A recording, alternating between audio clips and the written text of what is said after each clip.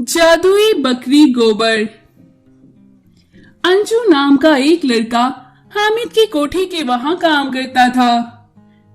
सेठ हामिद बड़ा ही लालची था। हामिद ने अंजू को काम की तनख्वाह नहीं दी थी।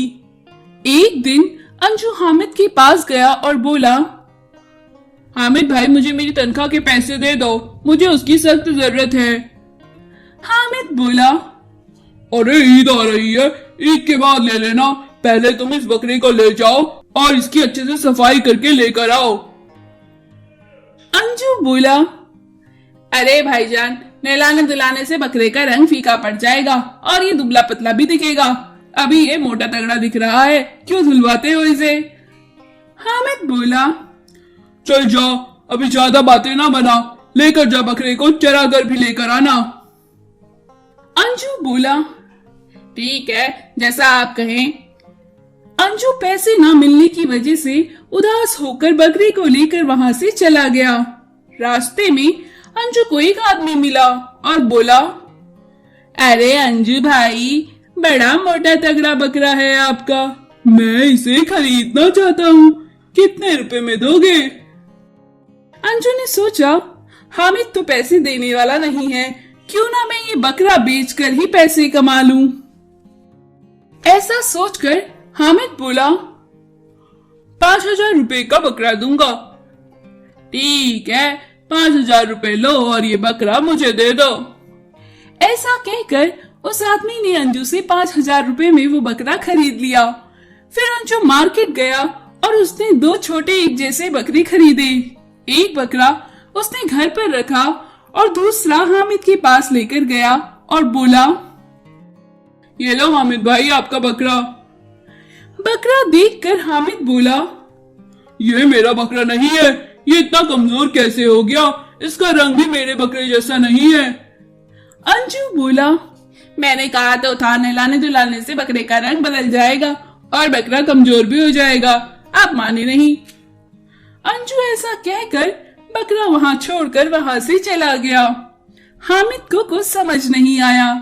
घर पहुंचकर अंजू ने सोचा, अब मुझे जल्दी इस दूसरे बकरे को भी बेचना होगा।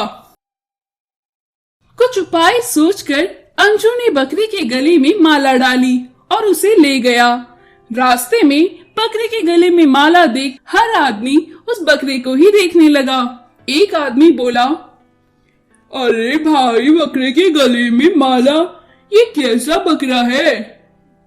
अंजू बोला, ये मामूली बकरा नहीं है, मुझे पहाड़ पर तपस्या करके मिला है। इसके गोबर को घर में रखने से कुछ दिन बाद वो सोने में बदल जाता है।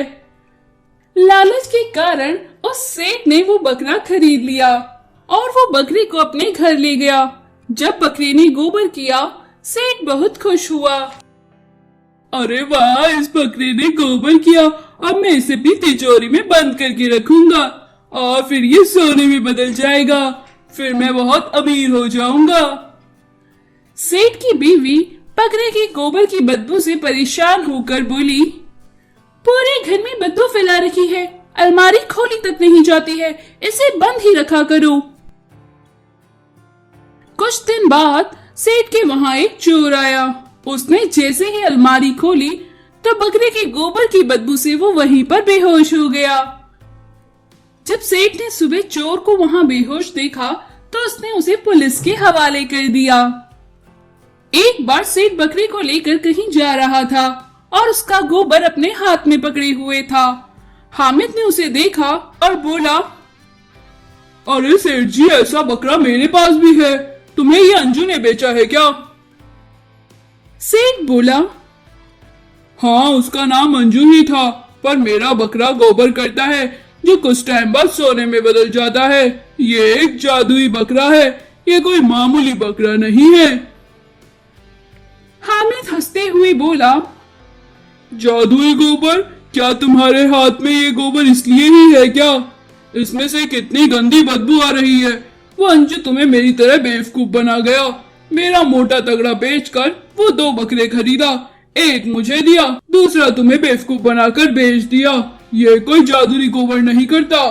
चाहे तो मेरे पास चलकर देख लो, ऐसा ही बकरा मेरे पास भी है। चलो आओ, अंजू की रिपोर्ट लिखवाते हैं थाने चलकर। सेठ बोला, जाने दो, गलती मेरी ही है जो उसकी उटपटांग बातों में आ गया। वैसे भी इसके गोबर की वजह से मेरे घर में चोरी होने से बच गई। तो इस तरह दोनों उदास होकर वहां से चली गई। तो दोस्तों, हमें लालच नहीं करना चाहिए। बांसुरी वाला। रामपुर नगर में अनीश नाम का एक लड़का रहता था। अनीश जंगल से लकड़ियां काटकर शहर में बेचा करता था। एक दिन अनीश को बांस की लकड़ी मिली। अनीश उसे घर ले आया। घर लाकर अनीश ने अपने बेटे के लिए उस बांस की लकड़ी से एक बांसुरी बनाई। उसका बेटा बांसुरी पाकर बड़ा खुश हुआ। एक दिन अनीश का बेटा बांसुरी बजा रहा था। तभी वहां एक बाबा आया और अनीश के बेटे आशीष की बांसुरी सुन मंत्रमुग्ध हो गया। और वहीं आशीष के पास बैठकर उसने आराम किया। सोकर उठने के बाद बाबा ने आशीष को वरदान दिया और कहा, बेटा, तुम इतनी मधुर बांसुरी बजाते हो। मैं तुम्हारी बांसुरी सुन के मंत्रमुग्ध हो गया। मुझे आराम करने में बहुत मजा आया। मैं तुम्हें वरदान देता हूँ, तुम ये बांसुरी जिसके लिए भी बजाओगे वो प्यारी सी नींद सो जाएगा। इस पर आशीष बहुत खुश हुआ।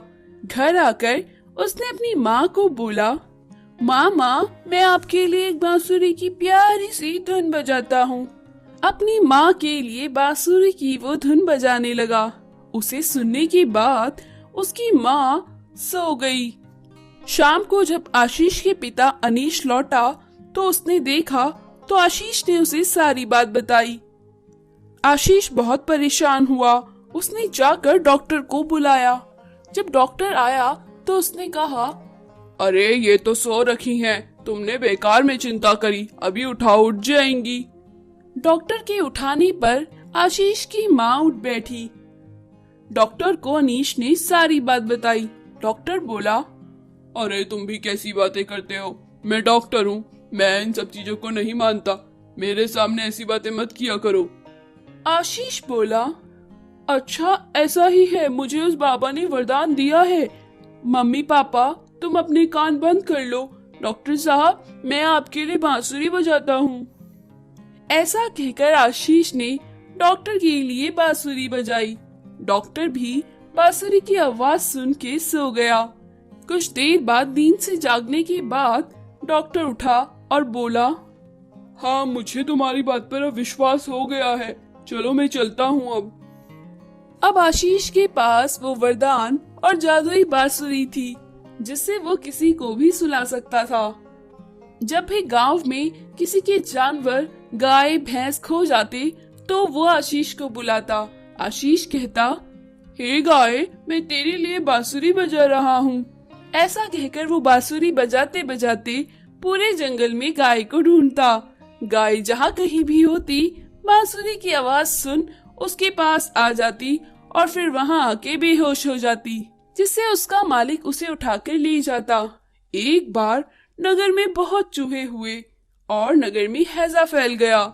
नगर के राजा ने आशीष से बांसुरी बजाकर नगर के चूहों को जंगल छोड़कर आने को कहा और बदले में इनाम का वादा किया।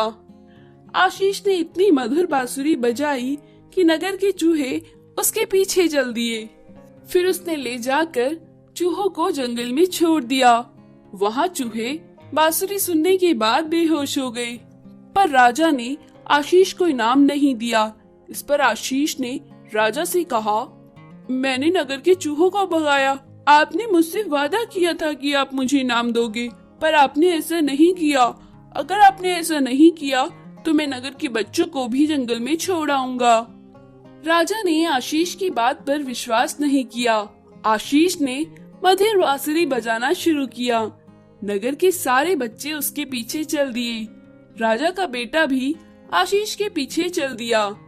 लाख रोकने के बावजूद भी बच्चे आशीष के पीछे जाने से नहीं रुके। आखिर में राजा ने आशीष से माफी मांगी और उसे इनाम दिया। अब किसी भी दूसरे राज्य का राजा अगर आक्रमण करता तो आशीष को बुलाया जाता। आशीष उनके सैनिकों को बंदी बनवाने में राजा की मदद करता था।